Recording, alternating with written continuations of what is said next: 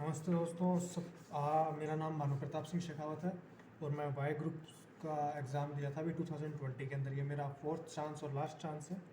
इससे पहले 3 बार एग्ज़ाम दे चुका हूँ वाई ग्रुप का। तो फर्स्ट चांस में तो मैंने कट ऑफ अच्छे से क्लियर कर ली थी, लेकिन मेडिकली अनफिट हो गया था।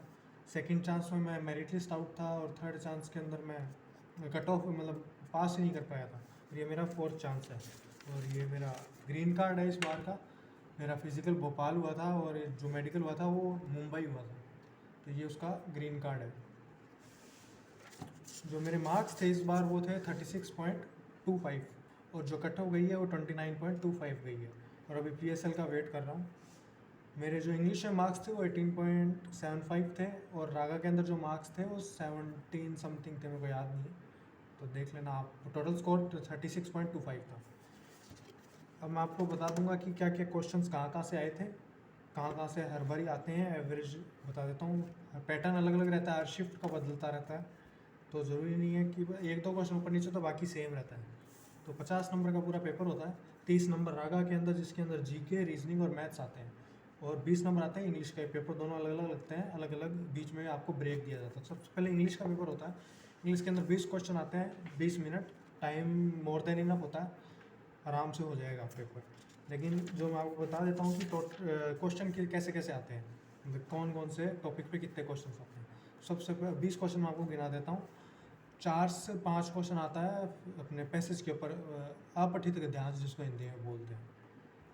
और 4 से 5 क्वेश्चन आते हैं फिल इन द ब्लैंक्स, एक दो क्वेश्चन ऊपर नीचे हो सकता है। 3 से 4 क्वेश्चन आते हैं अपने एरर के अंदर, जिसके अंदर अपने को एरर ढूंढने होते हैं। तो टोटल ये हो गए 4 4 8 और 3 11 12 क्वेश्चन इन 3 टॉपिक से आ जाते हैं, fill in the blanks, error और पैसेज। बाकी बचे 8 क्वेश्चन। तो 8 क्वेश्चन आते हैं, 2 क्वेश्चन आ जाते हैं अपने एक ही क्वेश्चन, मतलब 2 क्वेश्चन आते हैं नरेशन और वॉइस से। नरेशन एक्टिव पैसिव बोलते हैं, डायरेक्ट इनडायरेक्ट बोलते हैं। नरेशन और वॉइस ये दो अलग अलग टॉपिक है, जिनका दूसरा नाम एक्टिव पैसिव और डायरेक्ट और इनडायरेक्ट भी है। एक एक क्वेश्चन आता है दोनों से। तो ये हो गया अपने 14 मार्क्स। 17वां और 18वां मार्क्स, 18वां क्वेश्चन आता है इडियम्स एंड फ्रेजेस और वन वर्ड। इन दोनों से एक एक क्वेश्चन आता ही आता है। तो ये हो गया अपने 16। फिर आता है एक अपने स्पेलिंग टेस्ट से 17। 18वां क्वेश्चन आएगा एंटो से। 19वां क्वेश्चन सीनो से आ भी सकता है, नहीं भी आ सकता। एंटो सीनो के अंदर एक दोनों क्वेश्चन भी दे देता है, और कभी कभी सीनो या एंटो में से एक पैसेज के अंदर ही क्वेश्चन पूछ लेता है कि इस पैसेज में ये वर्ड दे रखा है, इसका एंटो बताओ, इसका सीनो बताओ। तो 18 19 क्वेश्चन हो जाते हैं अपने यहाँ पे। और एक क्वेश्चन PQRS, जिसको अपने पैराजम्बल भी बोलते हैं, मतलब PQRS दिए हुए होते हैं, एक सेंटेंस को तोड़ के दिया होता है, उसको एक सेंटेंस के अंदर लिखना होता है, जिसको पैराजम्बल बोलते हैं। और अगर एंटोसिनो पैसे से पूछ लेता तो एक क्वेश्चन अपना आ जाता है अपने removal of two question tag, या फिर इस टाइप से कुछ आ जाता है। तो 20 क्वेश्चन ऐसे हो जाते हैं अपने ऊपर, आपको गिना दिए सारे। और जो जो मैंने बुक यूज़ की थी इसके लिए, इंग्लिश के लिए, और जो सबसे बेस्ट बुक है, इससे बढ़िया कोई बुक नहीं है, वो है ल्यूसेंट की।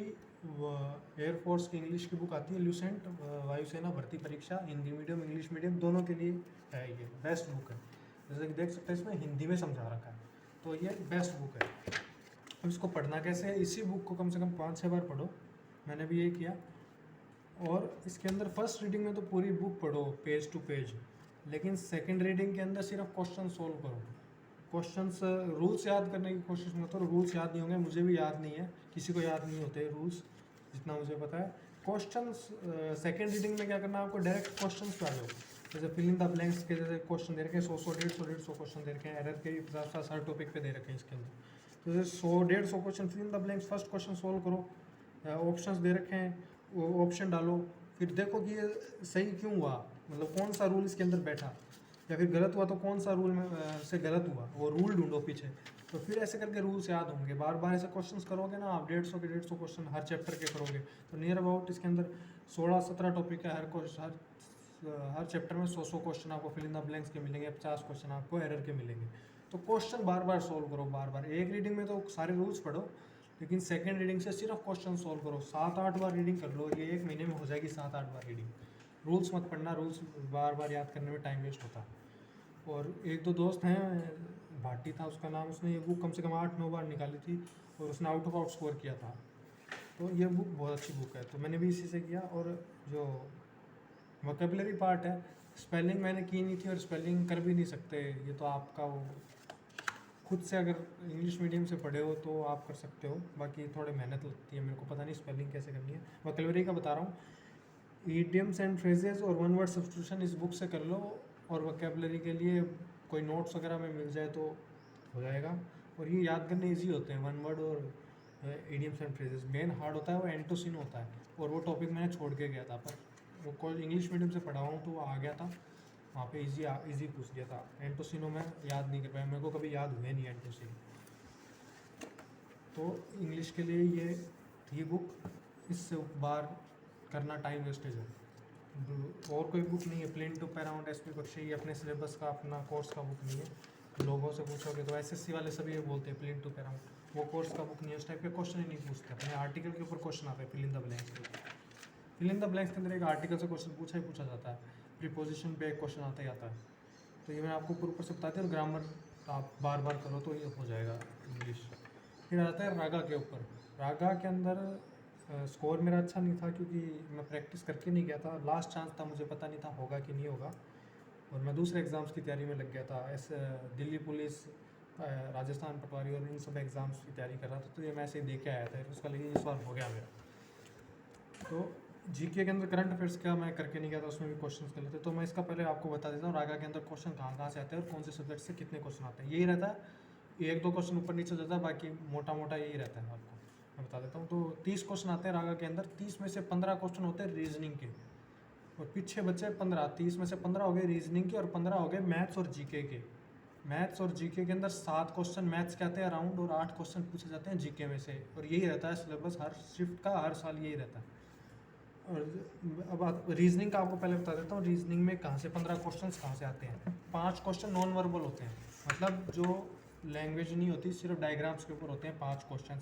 इसमें से मैं आपको पहले बुक बता देता हूँ। रीजनिंग के अंदर मैंने ये वाली बुक ली थी, इस बुक से मैंने क्वेश्चन सोल्व किए थे। अरियंत की है, BS सिजवाली और इंदू सिजवाली की है, रीजनिंग के ऊपर न्यू अप्रोच टू रीजनिंग। इसके अंदर मैं आपको 5 इसके अंदर नॉन वर्बल का अलग से टॉपिक है, आपको दिख जाएगा जब बुक लोगे तो। इसके अंदर आपको 5 क्वेश्चन नॉन वर्बल के पहले बता देता हूँ। रीजनिंग के completion of series, analogy, classification, counting of figure से नहीं आता, टॉपिक बता रहा हूँ मैं। क्यूब्स एंड डाइसेस पे रेयर आता है एक क्वेश्चन, हर शिफ्ट में नहीं आता, बाकी सीरीज पे एक क्वेश्चन आता ही आता है। पेपर फोल्डिंग, पेपर कटिंग से एक आता है, कंप्लीशन ऑफ फिगर से आता है, मिरर और वाटर इमेज से एक क्वेश्चन आता है। तो ये 4 टॉपिक में मिरर से आ जाएगा, मिरर इमेज या वाटर इमेज से, दोनों टॉपिक में से एक पे एक क्वेश्चन आ जाएगा।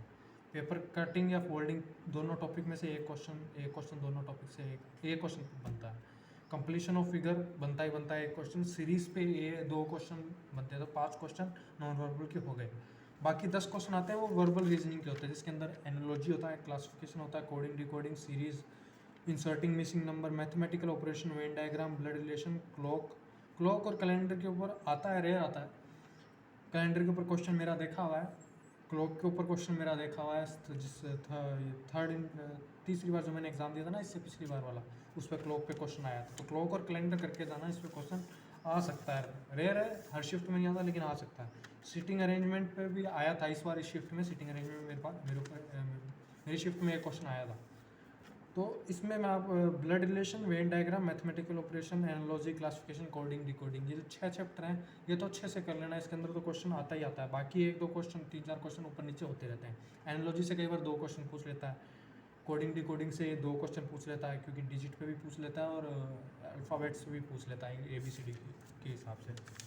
तो रीजनिंग के अंदर ये है, रीजनिंग को तो बार बार क्वेश्चन सॉल्व करो और स्पीड बढ़ाओ, हर क्वेश्चन 20 से 30 सेकंड में सॉल्व हो जाना चाहिए। इस स्पीड पे आप करोगे, बार बार टेस्ट सीरीज दोगे तो हो जाएगा। रीजनिंग इतना कोई हार्ड नहीं होता, आउट ऑफ स्कोर कर सकता है, पर ज़्यादातर एक क्वेश्चन ऐसा देगा ही देगा रीजनिंग में जो कि कोई नहीं कर पाएगा। वो बॉक्सेस के ऊपर दे देता है, मिसिंग नंबर, एक बॉक्स होंगे 9 डिजिट्स लिखी हुई होगी, उसके अंदर एक डिजिट गायब होगी, तो इंसर्टिंग मिसिंग नंबर उसको बोलते हैं। तो उसमें से एक क्वेश्चन उस टाइप का देगा, उसको छोड़ना पड़ेगा क्योंकि टाइम वेस्ट होगा। मैं भी छोड़ देता था, एक क्वेश्चन मैथ्स और एक क्वेश्चन रीजनिंग में ऐसा पूछता है जो टाइम वेस्टिंग होता है, और वो आपको छोड़ना चाहिए, आउट ऑफ स्कोर करने का नहीं होता ये पेपर। फिर आ जाते हैं अपने जीके के अंदर। जीके के अंदर पूछे जाते हैं 8 क्वेश्चन 30 में से। और 8 क्वेश्चन का ऐसे डिवाइड करते हैं, 4 क्वेश्चन, 8 में से 4 क्वेश्चन होता है करंट अफेयर्स के ऊपर, और एक क्वेश्चन होता है पॉलिटी, एक क्वेश्चन होता है हिस्ट्री, और एक क्वेश्चन होता है साइंस, जिसके अंदर फिजिक्स केमिस्ट्री बायो तीनों में से कोई से सब्जेक्ट से एक क्वेश्चन, और एक क्वेश्चन होता है अपने जियोग्राफी या स्टैटिक जीके, दोनों का मिक्स आ जाता है। जैसे कि स्टैटिक जीके के अंदर पूछ लिया कोई डैम्स के ऊपर पूछ लिया तो वो स्टैटिक जीके भी हो गया और जियोग्राफी भी हो गया, तो इसके इस हिसाब से पूछता है जियोग्राफी के अंदर। तो ये क्वेश्चन हो गए आपके जीके के, 4 क्वेश्चन करंट अफेयर्स और बाकी 4 क्वेश्चन अपने जीके जनरल नॉलेज हो गया। अब बुक्स बता देता हूँ मैं आपको। करंट अफेयर्स तो आप अंतर्राष्ट्रीय टेक्नोलॉजी आपके यहाँ पे बुक मिलती है, मुझे पता नहीं, बाकी ऑनलाइन यूट्यूब पे current affairs, monthly current affairs कर लो, ऊपर ऊपर का पूछता है। करंट अफेयर्स के 4 क्वेश्चन आते हैं, तो उसमें से एक स्पोर्ट्स के ऊपर पूछता है, एक प्राइज डिस्ट्रीब्यूशन के ऊपर, अवार्ड्स के ऊपर पूछता है, मतलब अवार्ड्स और प्राइज डिस्ट्रीब्यूशन एक ही हो गया। एक क्वेश्चन आपका पूछ लेगा मीटिंग्स या फिर कॉन्फ्रेंसेस जो भी हुआ है, और एक क्वेश्चन नेशनल या इंटरनेशनल न्यूज़ से पूछ लेगा। तो इस हिसाब से ये 4 क्वेश्चन पूछे जाते हैं, और बाकी के 4 मैंने आपको बता दिया, एक पॉलिटी, एक जियोग्राफी या स्टैटिक, या एक हिस्ट्री, एक साइंस। तो जो साइंस पॉलिटी, हिस्ट्री, जियोग्राफी और स्टैटिक जीके के लिए ये बुक है, ये इंग्लिश मीडियम की है, बाकी हिंदी मीडियम के अंदर भी आती है, ब्लू कलर की या फिर ग्रीन कलर की होती है हिंदी मीडियम की, ल्यूसेंट की है जनरल नॉलेज। इस बुक से बाहर नहीं जाएगा जीके का पोर्शन, और करंट अफेयर्स आप ऑनलाइन कर ही लोगे। GK out of out score नहीं कर सकते, रीजनिंग कर सकते हो, एक क्वेश्चन छोड़ सकते हो, बाकी जीके में काफ़ी क्वेश्चन छोड़ने पड़ते हैं, 1-2 क्वेश्चन छोड़ने पड़ते हैं। करंट अफेयर्स ऊपर ऊपर से पूछेगा, आउट ऑफ आउट स्कोर हो जाएगा। पॉलिटी ऊपर से पूछेगा डायरेक्ट कॉन्स्टिट्यूशन पे कि ये कौन से पार्ट के अंदर दे रखा है, जैसे कि मेरे ऊपर आया था तो फंडामेंटल राइट्स कौन से पार्ट के अंदर है, इस बार का क्वेश्चन बता रहा हूँ, पॉलिटी के अंदर ये आया था, सेकेंड शिफ्ट थी फर्स्ट डे के अंदर। करंट अफेयर्स के अंदर ये आया था, डायरेक्ट क्वेश्चन पूछ लिया था कि कौन से क्रिकेटर ने भी रिटायरमेंट लिया है, तो कई सारे नाम थे, तो इस टाइप के क्वेश्चन आया था। तो ज्योग्राफी का हार्ड आया था। ज्योग्राफी के अंदर मैं आपको बताऊं तो ज्योग्राफी के अंदर क्वेश्चन आया था डैम्स के ऊपर आया था, डैम्स में कोई याद होते नहीं है तो मैं करके नहीं गया। हिस्ट्री के अंदर भी है, बहुत हार्ड क्वेश्चन आया था जो मैं छोड़ गया था।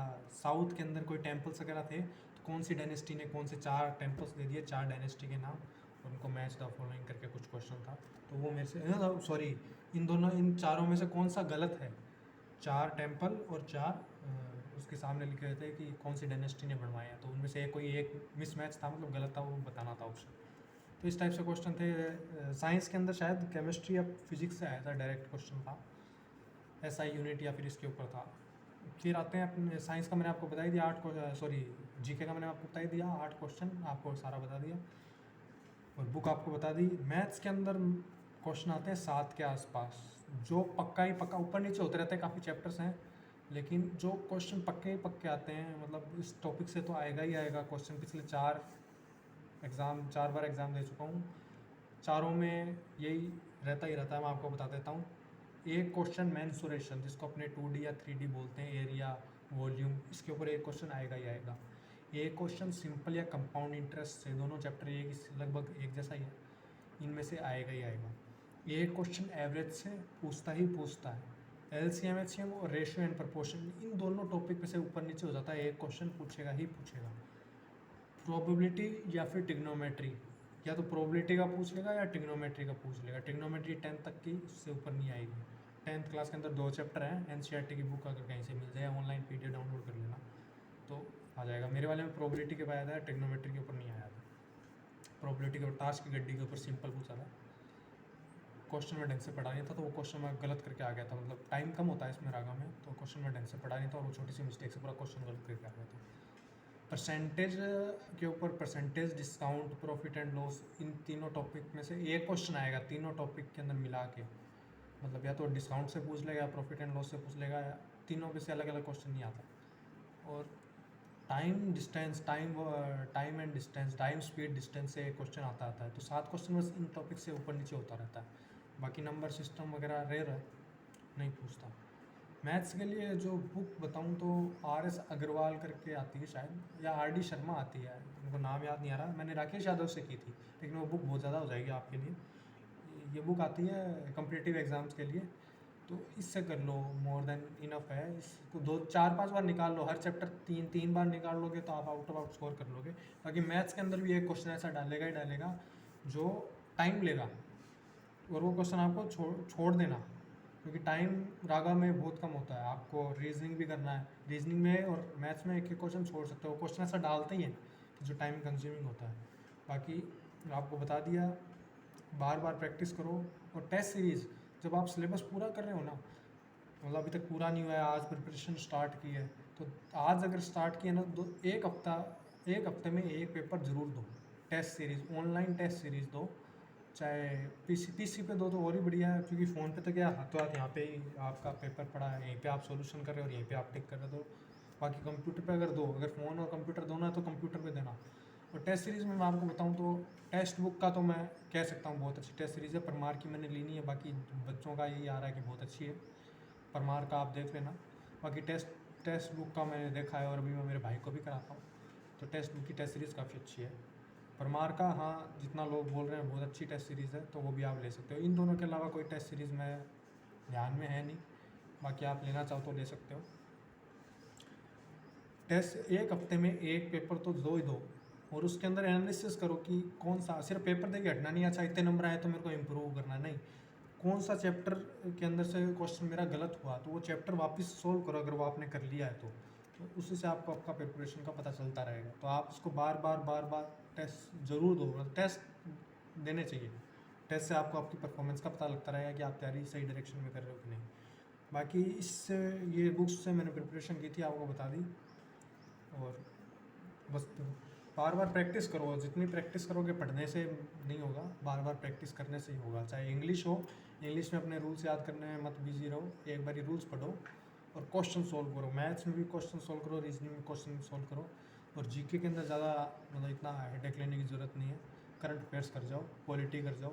हिस्ट्री ज्योग्राफी नहीं भी करना चाहो तो आप छोड़ सकते हो, मैं छोड़ के गया था, इतना कुछ डीप में पढ़ा नहीं था हिस्ट्री ज्योग्राफी, और मैं क्वेश्चन वैसे भी अटैम्प्ट नहीं करके आया था। साइंस का पढ़ सकते हो अगर, बाकी इस बुक से बाहर नहीं जाएगा जीके। करंट अफेयर्स के लिए कोई पीडीएफ, महा पीडीएफ आता है शायद एक परमार सर का, वो पीडीएफ के अंदर क्वेश्चन बैठ जाते हैं ना, 4 में से 3 क्वेश्चन तो पक्का ही बैठेंगे, 4 में से 4 भी बैठ जाते हैं कई शीट्स में, तो वो मोर देन इनफ है। उसको बार बार पढ़ो, करंट अफेयर्स को बार बार पढ़ो, एक बार में यार ये रट्टा मत मारो, बार बार पढ़ो, अपने आप दिमाग में बैठ जाएगा। सेम विद वोकेबलरी, बार बार पढ़ो, रट्टा मारने से नहीं होगा। बार बार पढ़ोगे ना, आज पढ़ा, फिर 3 दिन बाद में पढ़ा, 4 दिन बाद में पढ़ा, 5 दिन बाद में पढ़ा, बार बार 4-5 बार पढ़ लो एक पेज को, हो जाएगा फिर। तो मैथ्स के अंदर तो जितने रजिस्टर करो उतने बढ़िया है, रीजनिंग में भी बार बार क्वेश्चन करो, टेस्ट सीरीज दो, बस बहुत। तो ये मेरी स्ट्रेटेजी थी, और ऑल द बेस्ट।